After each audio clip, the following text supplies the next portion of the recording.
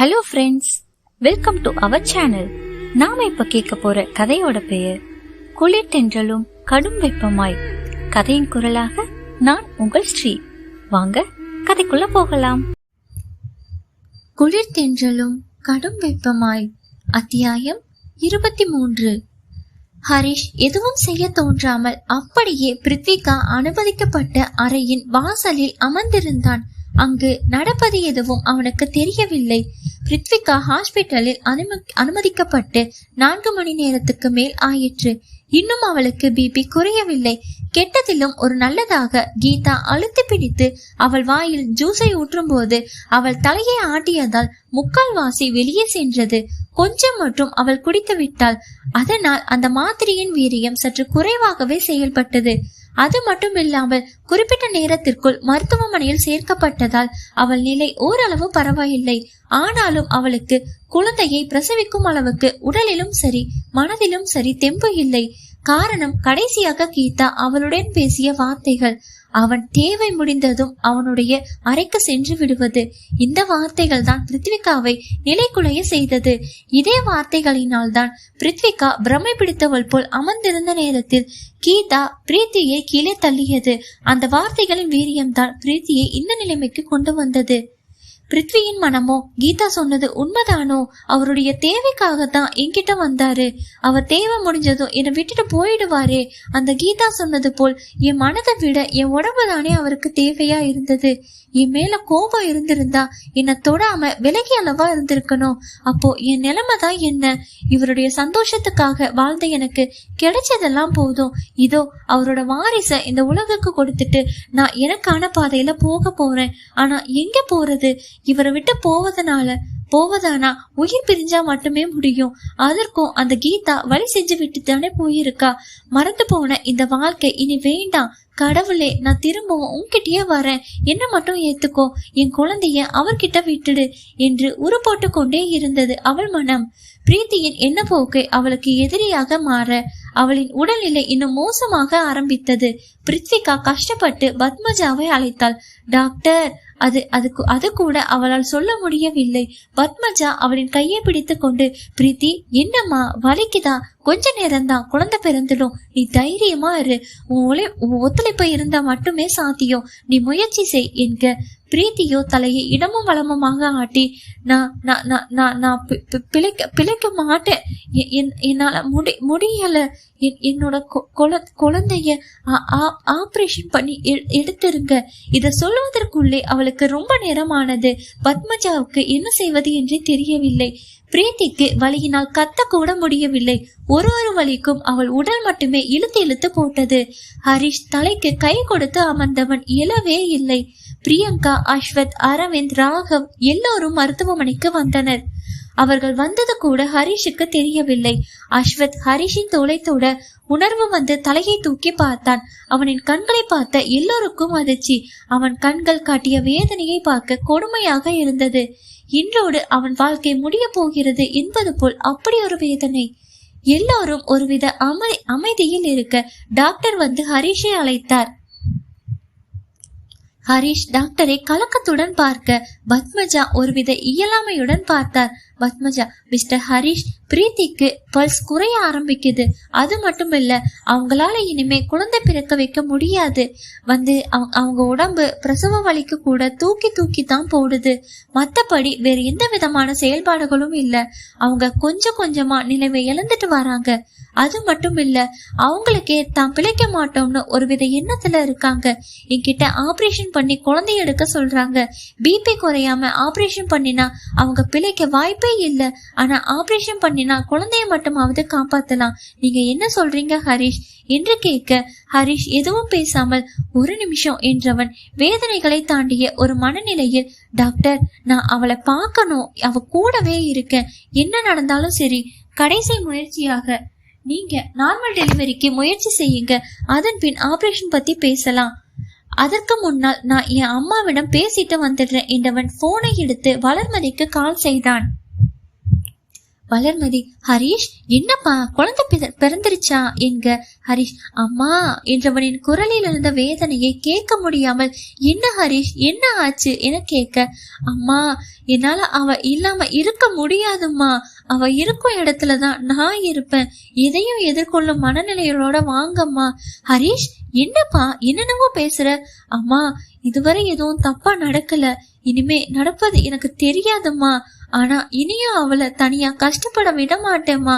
ஹரிஷ், எல்லாம் நல்லபடியாவே நடக்கும், பொறுமையா இரு, இன்னும் ஒரு அரை மணி நேரத்துல நாங்க வந்துடுவோம். அம்மா, நான் இப்போ ஆபரேஷன் தியேட்டருக்குள்ள போகணும்மா, அதுக்கு முன் அண்ணா கிட்ட பேசணும் பிளீஸ் என்று கேட்க வளர்மதி போனை பிரணீஷ் கிட்டே கொடுத்தார். பிரணீஷ், ஹரிஷ் சொல்லுடா எங்க. அண்ணா, எது நடந்தாலும் நீ என் குழந்தைய தனியா விட்டுடாத அண்ணா, எனக்காக எங்க. ஹரிஷ் என்று அலறி விட்டான் பிரணீஷ்.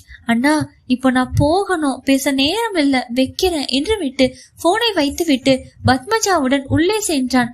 எல்லோருடைய கண்களையும் கண்ணீர். உள்ளே சென்ற ஹரிஷ் பிருத்வியின் அருகில் சென்று ட்ரிப்ஸ் போட்டிருந்த அவள் கையை எடுத்து அவன் காதருகில் ரிது என்று அழைத்தான். பிருத்வி மெதுவாக கண்களை திறந்தவள் அவளுடைய உயிர் கண் முன்னே நிற்பதை பார்த்து மெதுவாக சிரிக்க முயன்றாள். அவள் ஏதோ சொல்ல வருவதை பார்த்தவன் அவள் பேசுவதை தடுத்து, என்னடி சொல்ல போற, என்னை விட்டு போகணுமா என்று முடிவு செய்து விட்டாயா? ஆனா நீ இருக்கும் வரவுதா நானும் இருப்பேன், நீ போனதும் நானும் உன் கூடவே வந்துட வேண்டி. என்னை ஏன் இப்படி படுத்துற? நீ இல்லாம நான் மட்டும் எப்படி இருப்பேன்?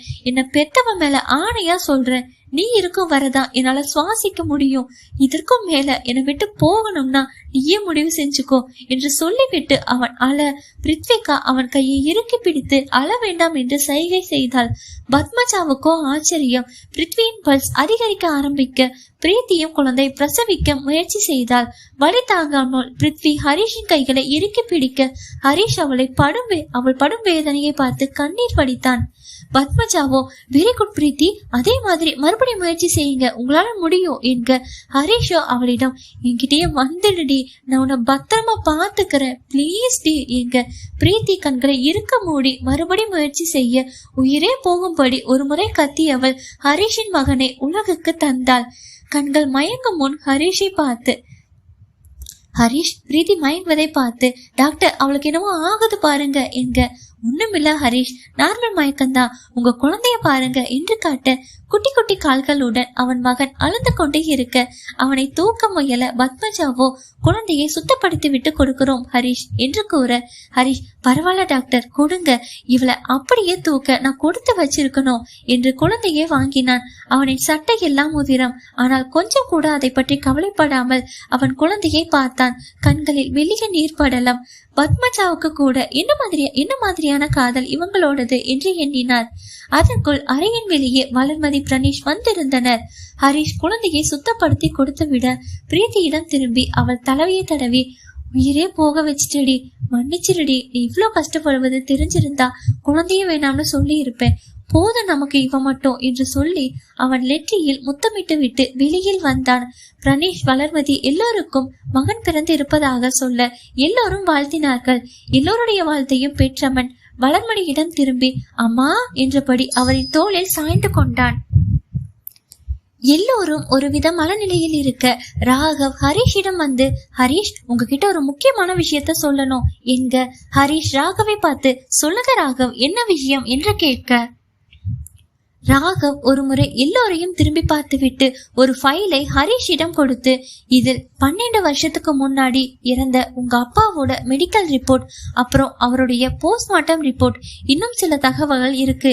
இந்த ரிப்போர்ட் பார்த்ததுல உங்க அப்பா நல்ல உடல்நிலையில தான் இருந்திருக்காரு. ஆனா போஸ்ட்மார்ட்டம் ரிப்போர்ட்ல உங்க அப்பா ரத்த அழுத்தம் அதிகரிக்கும் மாத்திரை சாப்பிட்டதால் தான் இறந்தாங்கன்னு சொல்லி இருக்கு. அதாவது உங்க அப்பா கொலை செய்யப்பட்டிருக்காரு.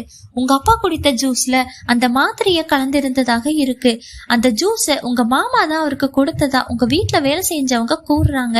டாக்டருக்கு பணம் கொடுத்து போஸ்ட்மார்ட்டம் ரிப்போர்ட்டை மாத்த சொல்லி இருக்காரு. அந்த டாக்டர் இப்போ சிறையில இருக்காரு.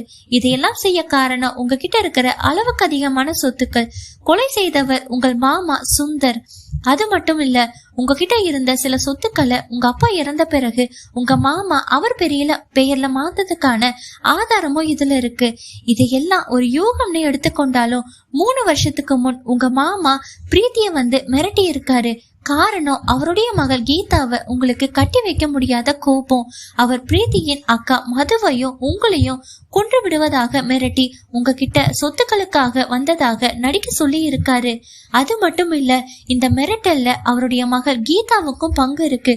3 வருஷத்துக்கு முன், அதாவது பிரீத்திய நீங்க பிரிஞ்ச 2 நாட்களுக்கு முன், சுந்தரும் கீதாவும் தங்கிய ஹோட்டல் ரெஜிஸ்டர் காப்பி இதுல இருக்கு.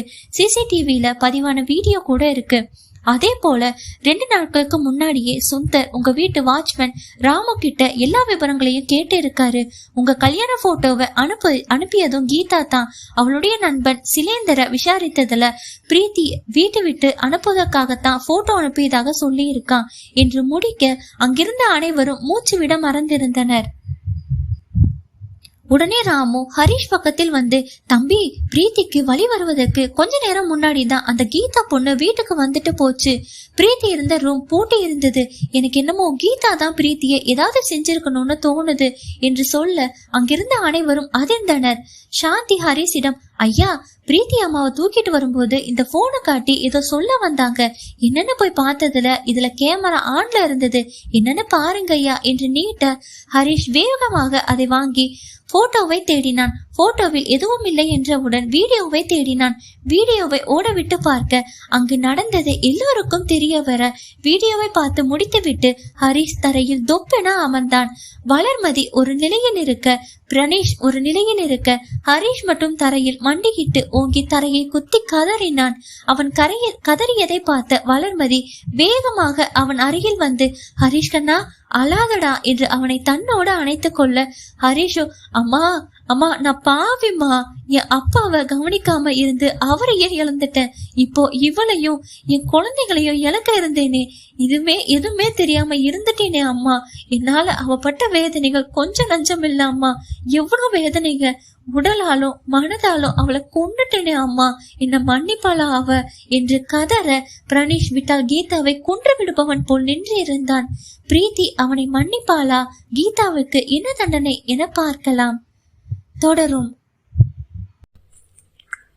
என்ன நண்பர்களே, கதை பிடிச்சிருக்கா? கதை உங்களுக்கு பிடிச்சிருந்துச்சுன்னா லைக் பண்ணுங்க, கமெண்ட் பண்ணுங்க, ஷேர் பண்ணுங்க. மறக்காம நம்ம சேனலை சப்ஸ்கிரைப் பண்ணுங்க. மீண்டும் அடுத்த அத்தியாயத்தில் சந்திப்போம். அதுவரை உங்களிடமிருந்து விடைபெறுவது நான் உங்கள் ஸ்ரீ. நன்றி, வணக்கம்.